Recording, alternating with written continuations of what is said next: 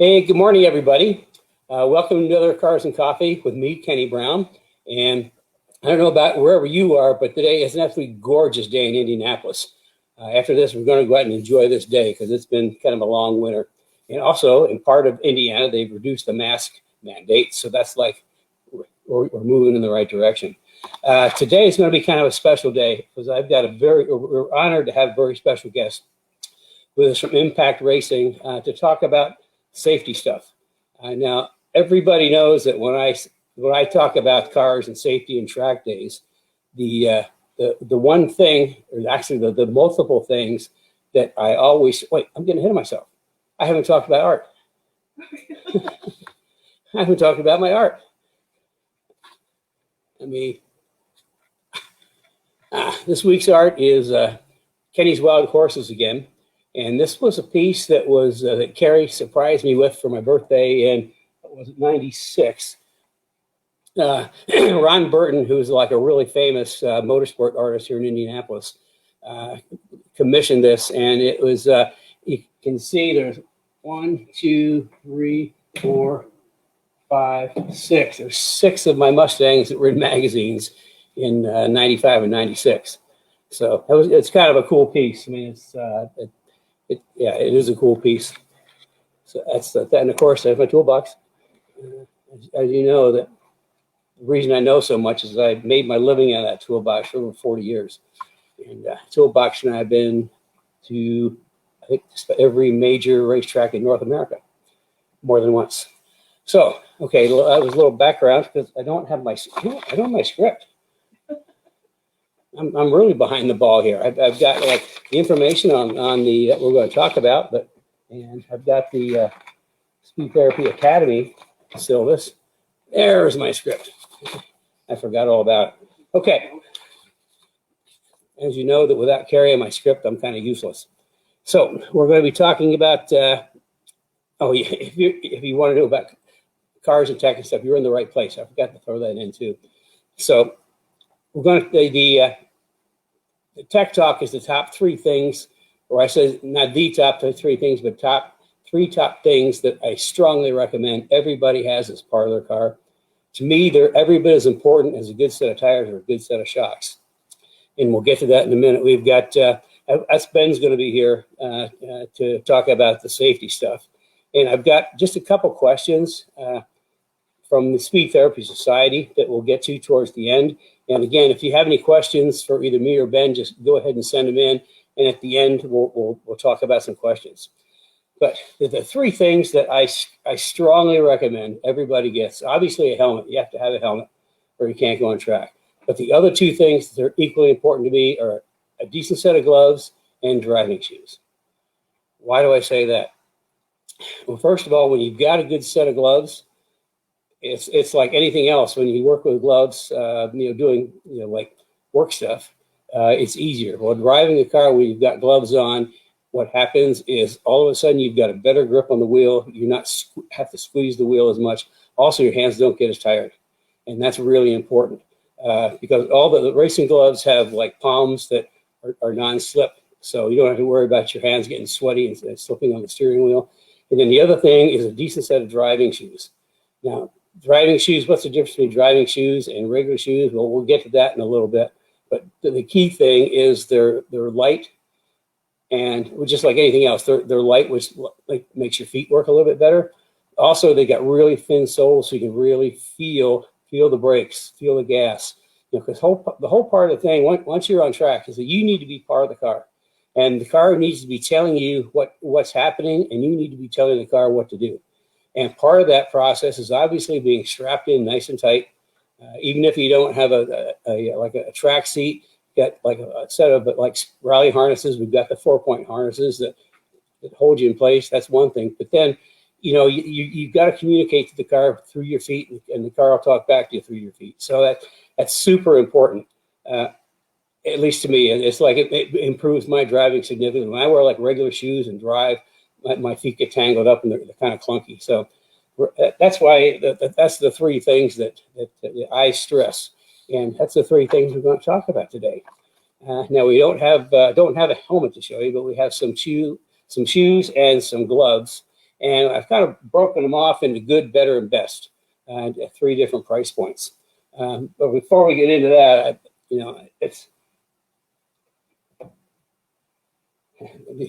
these are my gloves, and I can't tell you how long I've had these. They used to be kind of a bright orange. They're kind of, the camera actually makes them look better than they are. But you see the good palms, and I've had these, I can't remember how many years I've had these, but what I like is you can really grip the steering wheel.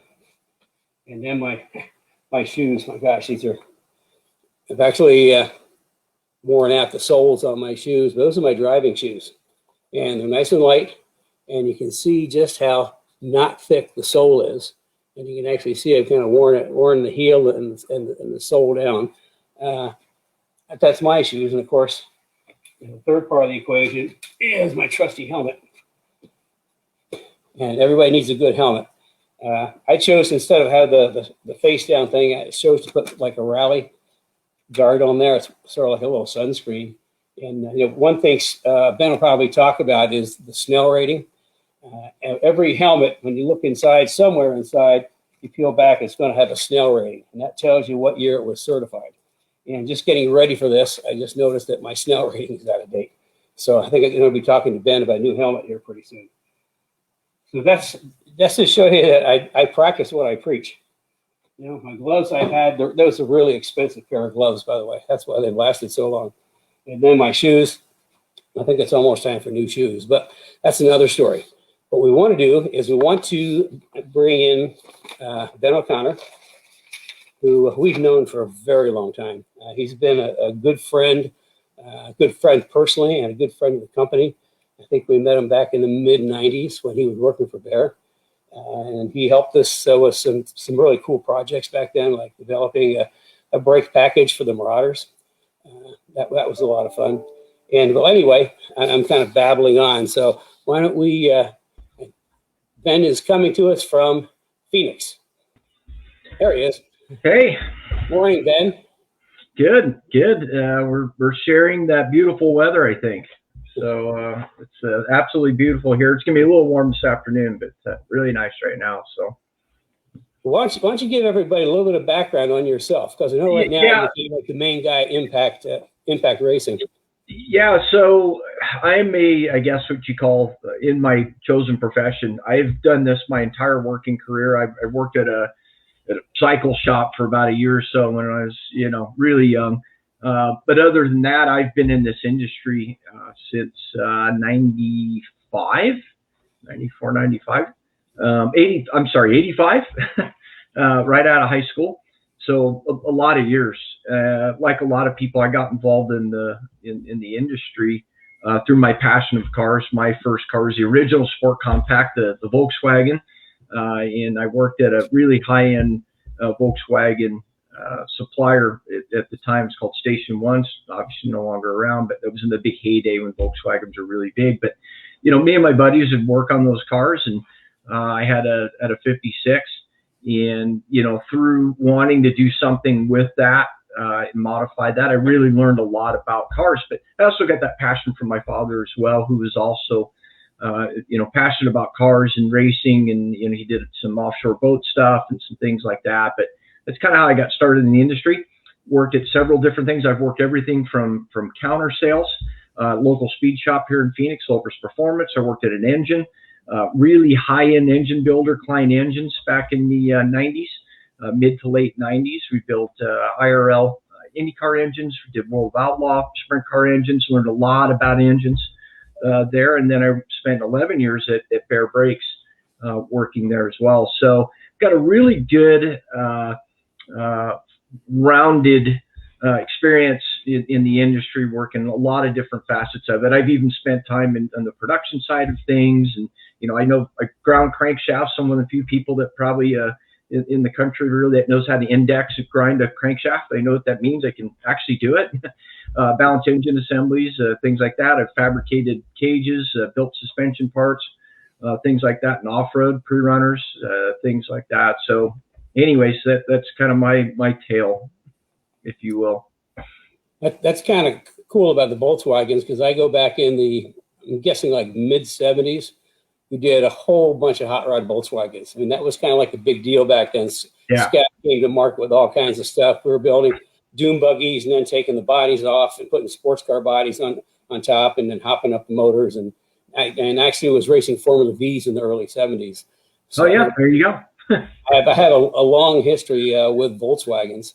Oh, that's cool. I didn't know that. That's awesome. I think so many of us in this industry have, just because they were so prevalent in society at that time, right? The 70s and 80s, they were just everywhere. You couldn't go anywhere and not see Volkswagen, you know, at any intersection. There used to be a couple of them, and every family had one, or, you know, knew someone in the family that did. So, well, they were just so easy to hot rod.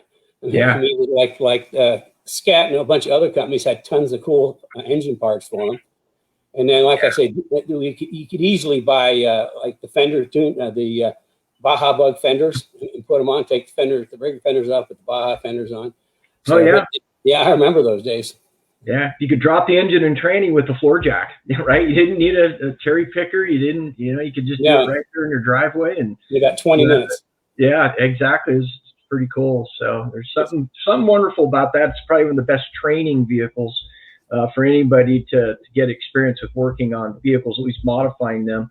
You know, I can't really think of a better vehicle to learn on than a Volkswagen. And if you own a Volkswagen, you're going to learn, because you're going to be forced to learn, because they weren't the most reliable. But anyways, yeah, very cool. I think thinking back, I think the 67s were the best year bug. Yeah, that was after the swing axle, before the IRS. Yeah. Because that was, you know, I think the 67s, where they just had the engines were good, everything was good about those cars. Anyway, we're getting off the subject, so let's talk about safety equipment. So yeah. Why don't you kind of give us a little overview? What should we? The way I've got it set out, I've got the gloves and the shoes kind of matched up at good, better, and best at price points. So why don't you give a little overview of gloves and shoes, and then we'll start showing some product. Yeah. So, you know, Ken, you did such a good job of explaining the importance of gloves and shoes and how it interacts with your driving, right? That interface with you and the vehicle. And you're absolutely right. I mean, it's so critical that you have that input, and not just from a performance driving standpoint, that certainly is important. But as we've always said, that the best way to avoid a crash event is to avoid it to begin with, right? To not have a crash event, or be injured in a crash event is not have a crash event. And the best way to do that is to really be focused on your driving. And one of the ways that really helps you focus on your driving is having safety equipment or anything that touches your body, really, that you're comfortable in it. So you're not thinking about it. And it's easy to assume that you put a pair of gloves on, you in the store, you wrap them around a faux steering wheel or whatever, and think, oh, that's okay. It bunches up a little bit, but, you know, it's not a big deal. You know, it doesn't hurt, whatever, and that's fine. But, you know, when you're on track, say in an endurance event or something like that for several hours, you know, any little thing that was okay for a few minutes may become problematic as you go on, and maybe actually start hurting. And even if it doesn't, it even subconsciously can pull your concentration away from the task at hand, which of course is staying focused on your driving. And we're not focused on our driving. That's when mistakes happen, and then that's when you can end up in a crash event. So ergonomics, being comfortable is really critical, and shoes and gloves play a really big part of that. Okay, so why don't you give us a little overview of the different kinds of gloves? We'll start with that, and then the different kinds of shoes, and then we'll show them. Yeah, sure. So we have, I think the first one up is going to be our G6 glove. This is a fairly traditional glove that people are really used to. It's sewn on the inside internal stitching. It's got leather embossed on the palms for wear. Nomex fabric for the fire protection, the fire rating, TPP. Just a good basic glove. SFI, yeah, it's SFI rated, so 5, so that you don't have any issues running that, in any of the events that you're going to go to. Just a good basic glove. $85 is retail on that one. So good price point on that. And Kenny could probably tell you it's actually pretty decently comfortable for a it's surprisingly comfortable for it is surprisingly comfortable. That price point. It's really comfortable. Yeah, I think gloves have come a long way really in the last few decades in terms of comfort and knowing how to sew them and all that good stuff. So that's a really good entry level. Like I said, it's going to be legal pretty much anywhere you go. Almost any form of motorsport other than NHRA Top Fuel Dragster or something like that, they're going to require something more at a higher TPP rating. But virtually anywhere else, they're going to be legal. And as you said, the leather is going to help it with the grip on the steering wheel and help prevent blisters. Going to provide a little bit more protection. Okay, so then we have the good level shoe, which this is a really cool shoe. The nice thing about that shoe, it really finds a good balance of being robust enough where you could wear it all day. If you want to go to the track, do some driving, and then stay in the shoe, not take it on and off to drive, or you're working on it. You've got a pit area, which a lot of times aren't the most ideal scenarios. And you're not always parked on asphalt. Sometimes you park on gravel lots and whatever. It's got enough sole to protect you, from the rocks and things like that. Actually not a bad crew type shoe. It's used a lot in like off-road racing, where they may be getting in and out of the vehicle, and working on it out in the desert or crew use, things like that. Just a good all-around shoe. You can see it wraps up around the sides. You got some good protection from wear, things like that. Yep, you got the strap there to keep the strings tied up there so they're not flopping around and getting caught in the pedals or anything. So, leather, it's like a leather suede. So good, robust construction there. Not super light, but lighter than your traditional, walk around type shoe. Yeah, what I like about this shoe, and I think it's perfect for track day guys, is every time I drive, first thing I got to do is change my shoes, because I can feel the teeniest little pebbles through my driving shoes, so I got to change them right away. So for somebody that's like working on their own car and doing things like that, when I saw this, I thought, boy, what a great idea! That's a great shoe, because you don't have to swap your shoes right away, but you still got a great driving shoe, and it's got the little leather in all the right places. Yeah, for sure. Yeah. Okay, moving up to the better category. Yeah, so this is going to be our this is the Alpha shoe, and so we're going to move up something that's a little bit more of a true driving shoe. If you look at the sole, you'll notice it's pretty thin. But again, this one isn't super thin, kind of in the middle area. So again, would be okay for driving, and it would be a good track day shoe. It's lighter, so you're gonna, and the thinner sole, but still stiff, but thinner soles, good for heel toe. You're gonna feel the pedals better. You're gonna feel the gas better. You've got protection on the back of the heel there, yep, for wear. So just a good long wearing shoe, lightweight, more of a performance driving shoe. Again, that's a suede as well. And by the way, it's interesting that leather actually works pretty good for thermal protection properties, TPP ratings. It actually works, for fire rating. It's actually very good for that. The downside, of course, of leather is it's a little heavy. So you'll find that a lot of your driving shoes, your performance driving shoes, are true leather, because they do give you that, they form around the foot good so that they're comfortable, but they also give you some good protection there. I notice it's got a nice little tread design. Yeah, very similar to the ones that you had. Okay, now we got the better glove. I think this is the Axis. Yeah, the Axis glove. Now that's the Alpha, I think. Oh no, that's the Axis. No, Axis. Yep, that's it. So the difference between when you start getting up into the more expensive gloves like this, you'll notice this glove has external stitching. Now the external stitching is not just for aesthetics. There is actually a performance aspect to it, and that's that by getting the stitching on the outside of the glove, it doesn't bunch up on the inside of the glove where your fingers are. So it's a very, very comfortable glove to wear. So when you see an external stitch glove, that's really what that's about. I don't know who the clever person was that thought that up. I imagine somebody in a factory somewhere before because traditionally they sew the gloves inside out when you manufacture gloves.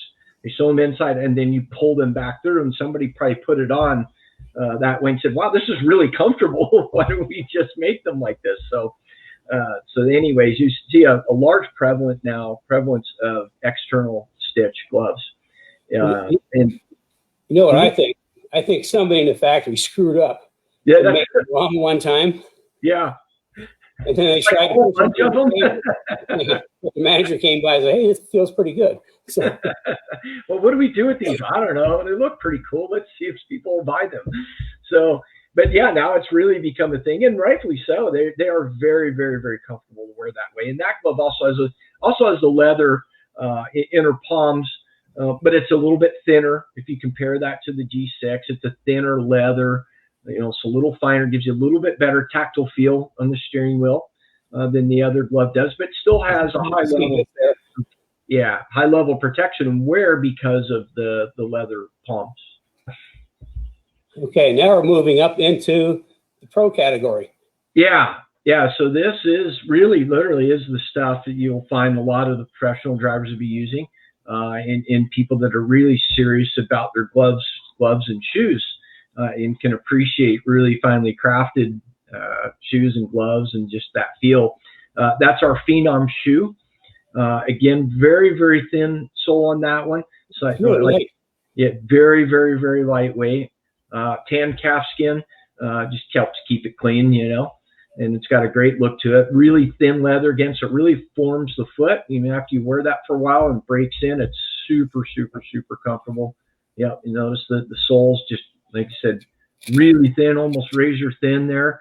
So again, you're going to feel the pedal input really, really well in that shoe, the gas and the brake. It's very appropriate for heel toe. You're going to feel that well. And again, the lightweight. One thing I want to point out on shoes, and this is, I think, is important as to why you would want to use a true driving shoe versus say your walking shoe, your tennis shoes, whatever you may typically wear every day, is you want to avoid, at least I think, you want to avoid any kind of a shoe that has like a flared sole on it when you're driving. The reason being is that you can get a false sense of engagement with the pedal with those shoes because the sole, how it overhangs out, flares out away from the shoe. You may think you can be on the brake pedal under a hard braking situation, and because that sole is flared out, it can roll or flip off. If you just catch the edge of the pedal, you may not be aware of it, and you go to really start braking, and it'll push off the edge of the shoe, and next thing you know, you're not on the brake. So with a shoe like this, for sure whether you're on the brake pedal or not, and it's not going to flip or roll off the side of the brake pedal. If you've got engagement with it, say 1/2 inch, 3/4 of an inch, or whatever, it's on it, and you know that. And you can correct too if you want to have more engagement with the pedal as well. So I think that's something worth pointing out. Just one of the downsides of using maybe a street shoe in a performance driving situation. Not only that, the shoes like that are tended to be for comfort, so they're very thick and they're very cushy, so you don't get that engagement with the pedal. You don't get that feedback like you do with a true driving shoe.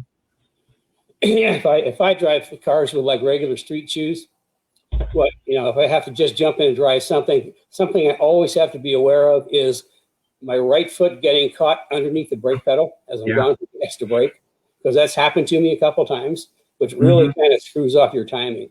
So that's another good point for driving shoes. Yeah, and those flares on the bottom would increase the chances of that happening too. You're right. You pull up off the gas pedal, could hook underneath the brake pedal. So, very good point. Okay, now we've got the Mac Daddy. Yeah, that is our Alpha glove, and again, it is an external stitch glove like the other one, but a couple key differences on this one. There are two main differences between this glove and the other ones. One is that you've got a silicone embossed palms in and fingers. And that's so you get really good grip on the wheel, but also really good feel on the wheel. The leather's great for wear, but and a little bit of grip, but it doesn't, because it's an extra layer, you don't have that feel on the steering wheel that you do with a glove like this. The other thing about this glove that's really cool is it's what's known as a pre-curved glove, meaning that the patterns are done in such a way that the fingers are curved, intended to be sewn curved. And the reason that they do that is so that it minimizes the bunching up underneath the fingers when you wrap it around the steering wheel. Because obviously you take something that's flat, the piece of cloth, and then you bend it around, it's going to bunch up and gather up underneath your palms. And anybody that's ever done a lot of driving, and the bike guys really understand this, the motorcycle guys really understand the importance of this.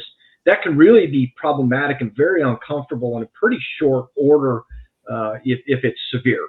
Right now, the good gloves and stuff, that's sizing is important. You don't want to wear a glove that's too large. You really want to almost a little on the smaller side. You want to kind of squeeze in there so it's not moving around and bunching around. But that glove helps eliminate a lot of that. And now that you mention that, just as I put my hand in, that's kind of like the natural way the glove is. Right. Yeah. I didn't even think about that till you mentioned it. I thought, hey, that's right. It is curved. I put my hand in, it's ready to grab the steering wheel and go.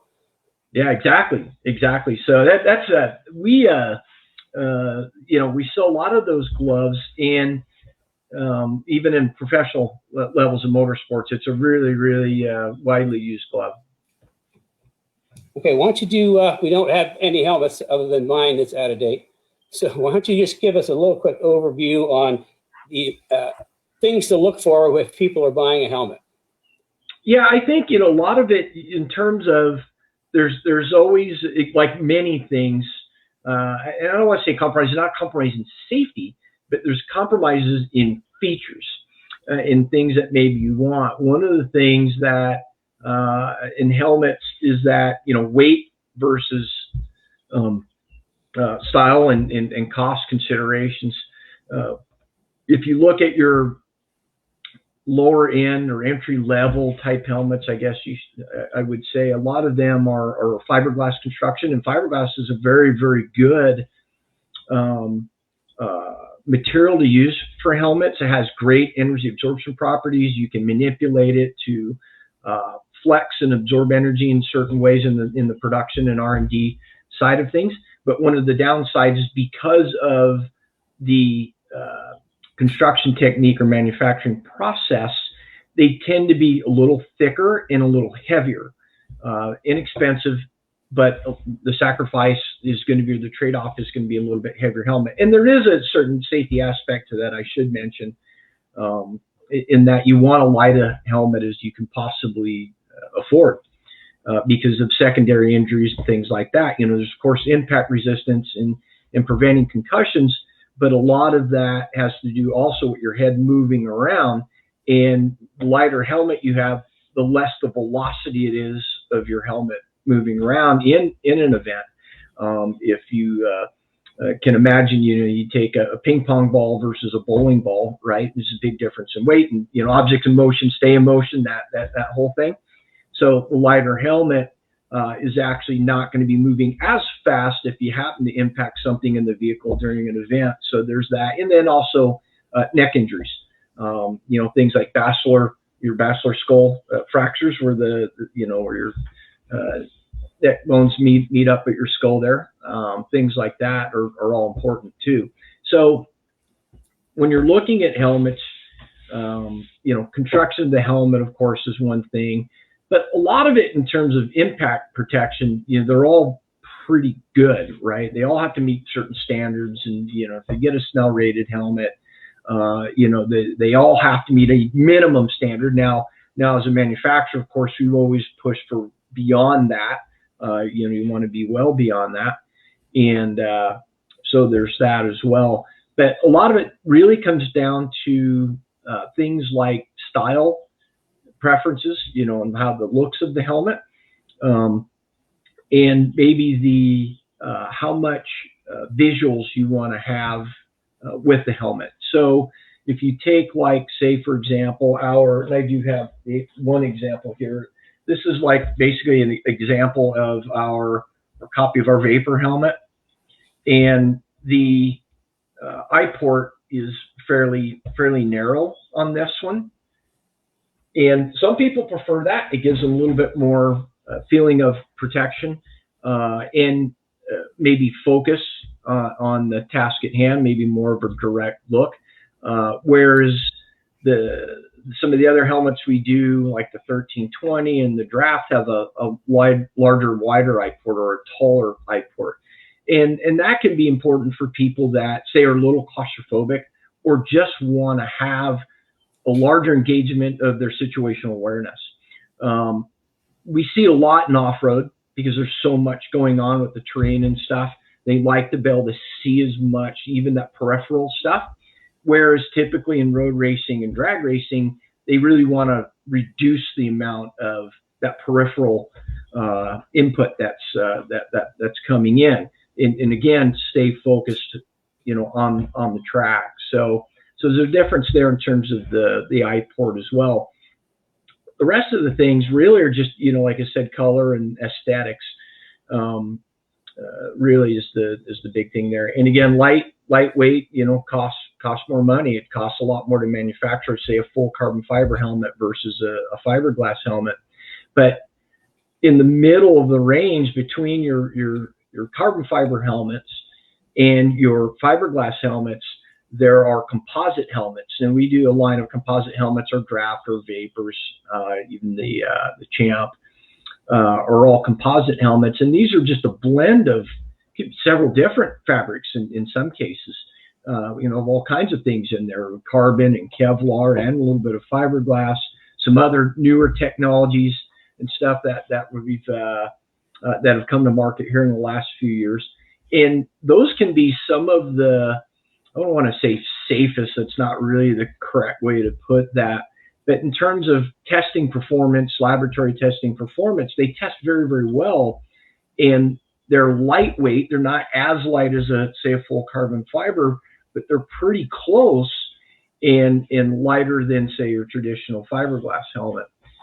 So I guess the point I'm making is an exceptional value in that price point. You start getting that, $800, $900 price point, which seems like a lot of money, but in the terms of helmets, in the world of helmets, that's kind of middle range.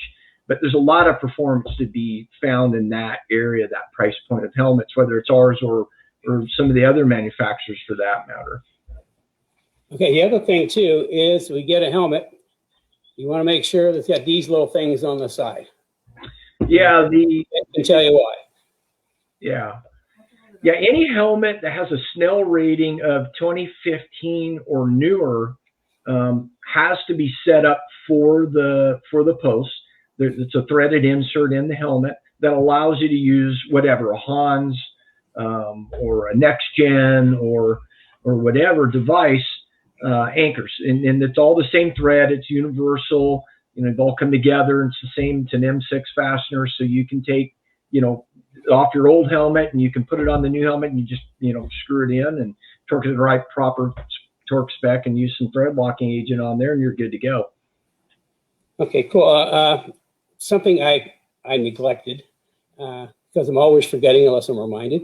If you're just joining us, I'm Kenny Brown. This is Cars and Coffee. And if you're on Facebook, like, and if you're on YouTube, like, subscribe, and bell. Okay. So one thing I saw, let's see, Samantha had a question. Okay, I don't know if you can see that. Which one? That's the Axis Mini Axis Junior. Oh yeah, huh? Sizes. So are you answering the question? Yeah. So there is a junior. This is a Mini Axis Junior glove right there. Oh yeah. So that one, yeah. So in the Axis, we do have the junior sizes, correct? Do they have the junior sizes? You have any other? Anything else that come in junior sizes? No, just that one. What about shoes or stuff like that? I'm sure no shoes. Yeah, no shoes. Yeah. Yeah, the challenge with shoes is the soles, and from a manufacturer standpoint, just volume versus sales. I'm not going to lie about that. It's just, you know, having the sales to be able to support the manufacturing process, because while we manufacture about 80% of what we do, we manufacture right there in Indianapolis. Shoes are one of those things that we don't manufacture in-house. Actually, a lot of that comes from our parent company, Sparco. But a lot of that's gated by minimum order necessities in the soles themselves. So unless you're selling a really lot of something, it can be quite expensive to bring to market. And then you've got a product that's not really priced right for the market either. So anyways, it's difficult to do those smaller sizes like that. It's not that we've abandoned it. We're working on that right now. Actually, we're kind of hoping we have something going to the 2022 season. Likewise, helmets, although we control that in-house, so it's certainly better from that standpoint. And so we'll have a line of youth helmets in here in the next several months. We'll be releasing our youth helmets. We've had them in the past, so we're going to bring them back. We do get a lot of requests for that, and so we'll have those as well. And we do have suits. We have a line of we call our mini racers that we're doing right now. It is actually literally a miniature version, like the Mini Access Glove, miniature version of our adult racer suit. So it's a full Nomex. You know, it's got the floating gusseted sleeves. It's actually a nice suit. Okay. Well, I think we're coming up to question time. Yes, we are. And I've got two questions from the Speed Therapy Society. Yeah, before you do that, if anybody has questions for Ben, he's going to be hanging out for the rest of the show. So when we go to the live Q&A at the end of the show, Which is coming up very soon. Very soon. Yeah. Feel free to add your questions. Thank you, Ben. You got it. Okay, I got kind of the same question from two different people. Let's see, Mark and Sal. Mark wants to know adjusting coilovers for track, and Sal wants to know about motorsports shock tuning. Okay, that is a subject that I just could not cover in a couple of minutes. It boils down to a lot of factors. You know, what are the shocks? What are the valving? What are the spring rate? You know, what's the suspension geometry? I mean, it's a really hard question for me to answer. Although if you're in the academy, we cover that in weeks 4 and 12 through 14. 4 is shock theory and design, and 12 to 14 is basically tuning and adjusting. But I mean, there's a lot of factors that go into the single adjustable, double adjustable. It's really, really hard for me to answer, not knowing what shocks that you've got or what the rest of the suspension is. I mean, certainly you could sign up for a 15-minute consult, and I could try to steer you. If it's our stuff, I can tell exactly what to do. If it's somebody else's, I'll just try to do the best I can, but without having actual knowledge or experience with it. So, I mean, it's a little, you know, just the basic thing I can say is if you've got double adjustable shocks, bump gets you from turn in to apex, and the rebound gets you from apex off because it's controlling how fast the spring unwinds. So, yeah, sorry, I couldn't give you more information, but it's a really tough question to answer because I won't say it's complicated, but just there's a lot of factors that figure into it. So, Harry is coming up with her computer. Yes. Are you finished? Yep. Okay, cool. Yeah, sorry I couldn't give you any more information, but like I said, it's a really tough subject. So Just on the spot. Oh, I'll do this. we're ready for some questions. So if you have any, just add them to the chat and Kenny will answer them. We had a question earlier this week about camber bolts and how they work. Can you explain that? Okay, camber bolts is like if you need a little more camber and you can't get at the top, which is pretty inherent with like the S197s and even the SN95s. I mean, we typically in our cars run 2.5 degrees negative on the hot side, 2 degrees on the cold side. Hot side being if it's a clockwise track. And a lot of times you can't get enough extra camber. So what we do is we go to something called a camber bolt. And this is kind of what it looks like. Now I'm going to take the nut off, and then take the washer off. And it's also called a cam bolt. I don't know if you can see that, but as I turn it, there's a lobe, a cam lobe, just like a camshaft. There's a cam lobe, and what happens is you put it in. We'll typically do it in the bottom strut hole. And what you can do is you can just watch it. You keep turning it until you just keep turning it until you can see the wheel drop in and you get maximum negative camber, and that gives you about 1 degree at the strut. So that's kind of camber bolts. They're really handy if you need to get more camber. I put it back together. They come with this kind of this funky little washer, and of course they've got locking nuts, so you don't have to worry about these are metallic locking nut. So yeah, that's cam bolts, and we've got them for S197 and SN95s. Okay. SN95 takes a bigger one. Okay, looks like people are out enjoying the weather. Well, that's a good so thing. This is your last call for questions. Ben, it was wonderful having you on. It's great. It's always fun having you. And, when you guys were doing this, I know you were doing a lot of tech, but all I could think of is Home Shopping Network when you were displaying. Yes. Maybe we should call it Car Shopping Network. Wait, if you order now. There's probably something to that, actually. That's what I was thinking. Call Motor Trend. So anyway, I think that's going to be the end of our show. We don't have any questions, and I think as long as everybody else is out enjoying the weather, we will too. Anybody that's watching the replay, we thank you, and we will be here again next Saturday at 10 a.m. Eastern Daylight Time. Yeah, next Saturday I'm going to have a special guest coming to you from St. Paul, Minnesota. No, you're not. So we'll wait for that. So just in a little bit of a recap. I mean, at this, I stress. Obviously, you have to have a good helmet. You have to have current snow rating, and you have to have the posts. And once you get beyond novice, you need to start thinking about the Hans or head and neck restraint. And actually, Impact has the most reasonable priced ones out there. If you're advanced, you really should have it. It's just something. If your wife knows about it, she'll make sure you have it. So it's kind of like we don't have any of them. We'll have to show them another week. But we've got a pretty decently priced head and neck restraint. And like for novice, you're good. But once you start going really fast, intermediate, especially advanced, you really should be thinking about having a Hans type device. It's just safety to me. The number one thing that we look at when I'm building a car or anything else is safety. Because when you're going really, really fast, you got this great big massive kinetic energy roaring down the track. Good things can happen and bad things can happen. So you always want to prepare for the bad things.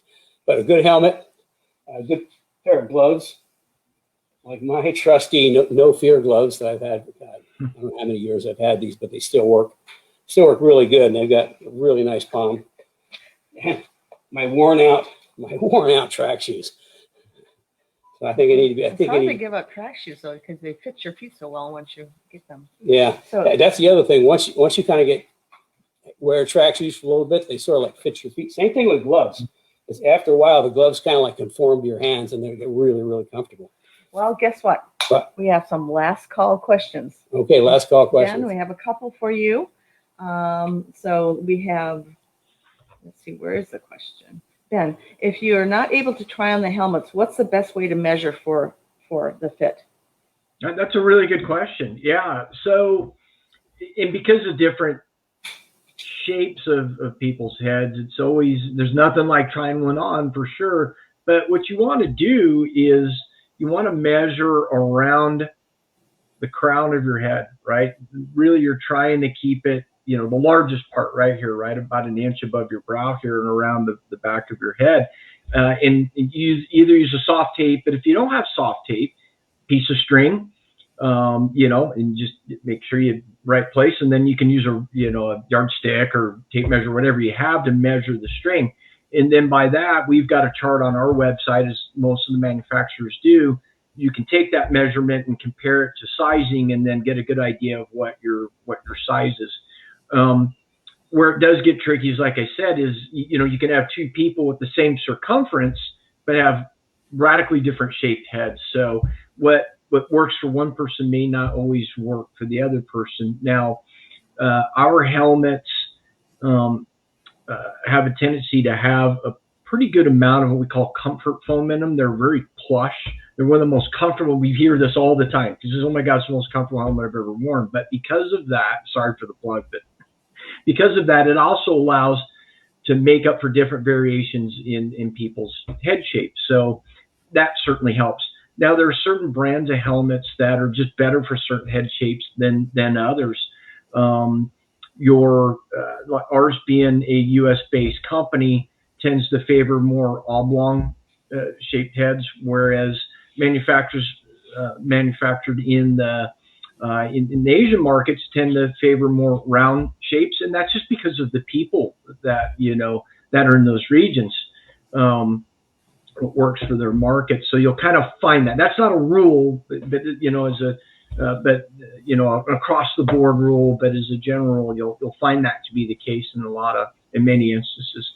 So that's your best deal. And the other thing that we have is, if you find a helmet, if you get it right here, then everything else can fall into place by changing cheek pads, things like that. All of our cheek pads are removable from the helmet, and we have different thicknesses available. So if it's loose, we've got thicker ones. If it's tight, we can put thinner ones in it. If you wear glasses, we have what we call a V style cheek pad, which literally, sorry, in the camera here, it's hard. It goes around the ear like that.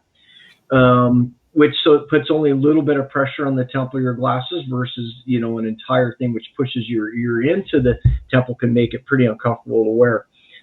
We also have, wiring kits, which have ear cups. So the cheek pads would be different for those. Things like that you can use to fine tune the fit of the helmet. Okay. I can tell you that on my helmet, first thing I did is to pull the cheek pads out. I was just like, nobody saw that. Yeah. Do you want to do that again? Yeah. I said the first thing I did on my helmet was pull the cheek pads out because they put it on. I was like, That's right. But I see we got some more good questions coming in. Yeah, we do. Okay, so we have another one for you, Ben. First of all, Calvin is saying he thanked you for the session today, and he says, I'll be installing my new impact harnesses in my car as soon as we're done. So that's cool, Calvin. Very cool. Joe Johnson has a question. Is there a lot of difference in a Snell 2020 and a 2010? Yeah, the 2010 to 2020, pretty good jump, really, because they had a pretty significant change in 2015. And again, not as great of a change in 2020, but a little bit of a change in 2020. So everybody understands the idea of the Snell Foundation's homologation of helmets. What the idea there is, by changing the standards every 5 years, what it does is it gives manufacturers time to develop to the next standard. But the idea is that they incrementally increase the requirements that the helmet has to pass in terms of impact resistance and say other things, whether it works at hot or cold temperatures, low speed, high speed, different types of impacts, whether it's a pointy or what they call a hemispheric, impact, like a roll bar, say, for example, or a flat type impact, things like that. And anyways, they change those standards every 5 years with the theory that helmets get incrementally safer every 5 years. And I would argue that they do. I mean, the requirements have certainly went up, and it's, tasks all the manufacturers with really having to up their game every 5 years. If you want to stay in the market, you have to meet these standards. So what you're buying today truly is and I can't say definitively safer because it's not, it would be, irresponsible for me to say that, but in theory is safer than the helmet that you would have bought in 2010. Okay. That's a good question. Okay, one more. Another reason I need to update my helmet from a Snell 10. And helmets do degrade like most things, because of the resins and composites and even the comfort foam and the liner. These are all plastics, petroleum-based products, and over time they degrade, they get harder, they crack, and whatever. So it's just a good idea to replace a helmet, minimally every 10 years, and ideally every 5 years for that reason. But that would be the other reason for changing a helmet too. Okay, good. We have one more question for you.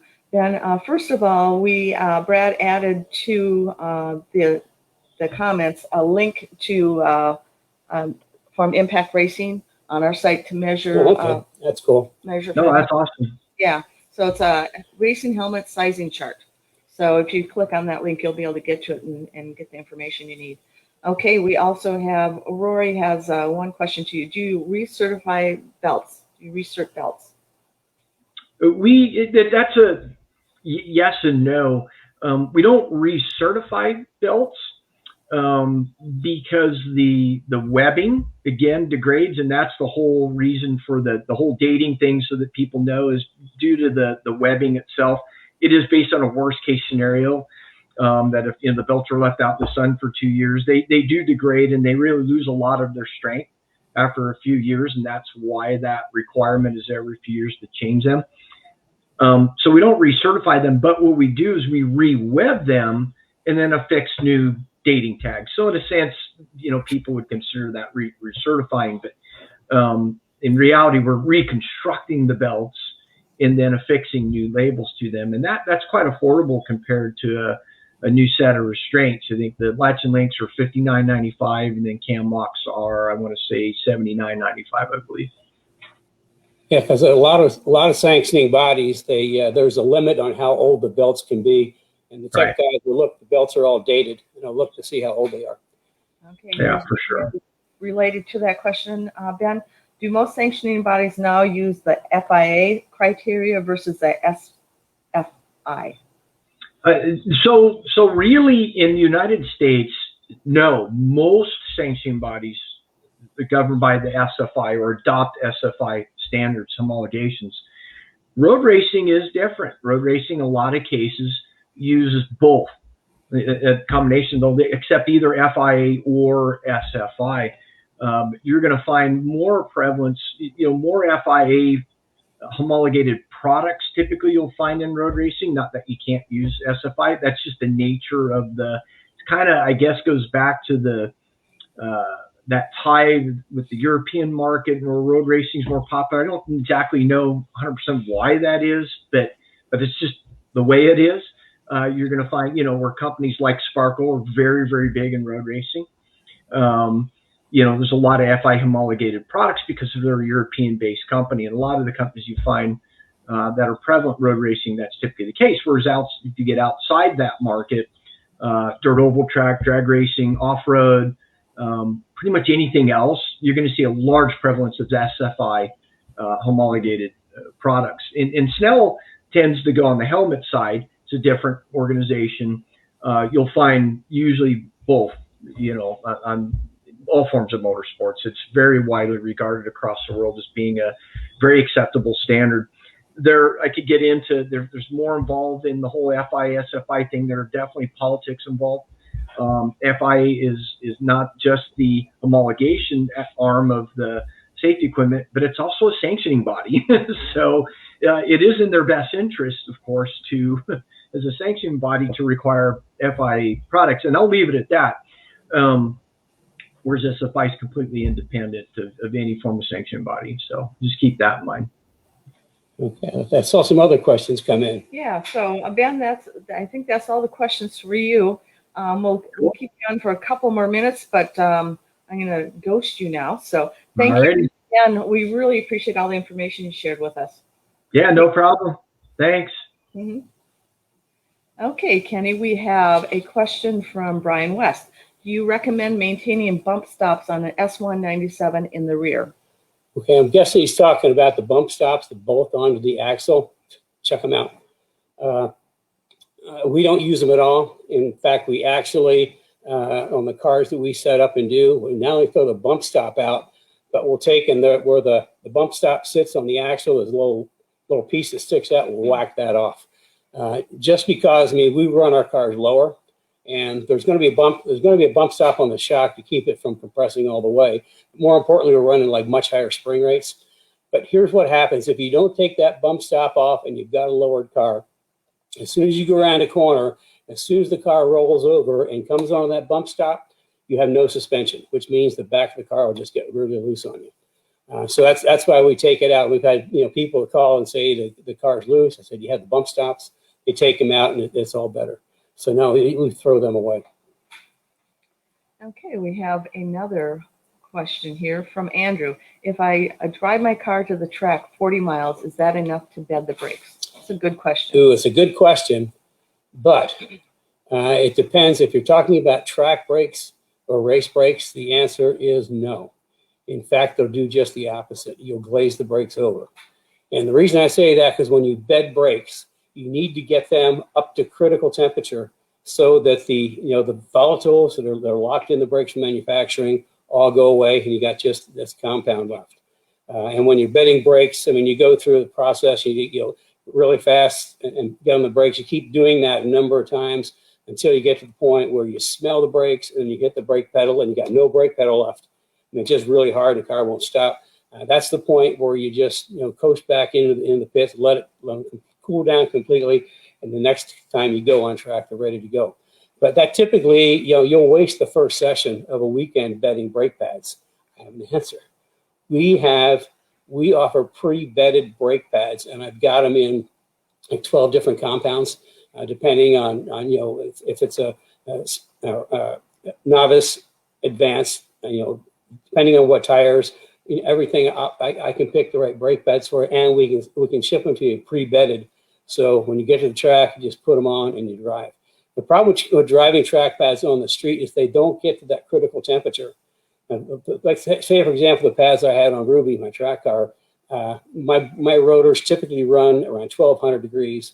And the pads I use, the operating range is 400 to 1,600. So at 1,200, I'm right in the middle of that operating range, which means to get those pads bedded for the first time, they've got to come up to at least 1,000 degrees. I'll say minimum 800 to 1,000 degrees before they're actually bedded. So you're not going to do that on the way to the track. And if you've got a pad like that that's got like 400 on the low end, if you're not getting the brake pads up to temperature, what happens is they'll glaze over. And then you have a really hard time. Then you have to do some real big 100-mile-an-hour stops to try to get the glaze off, or you got to sand the glaze off and start all over. So unless you've got, now we do have, if you're a novice, we've got some pads you can drive to the track, but they've got an upper limit on temperature, about 1,000 degrees. I think we have one set that you could drive to the track. It's up to 1,200 degrees. I mean, if you're driving on the street too much, they're going to just make noise and make dust because they're not in their operating temperature. Okay. Yeah. Brian Hutchins says he just dissolved Hawk's HPS in two sessions. So. Yeah, they're only good about 800 degrees.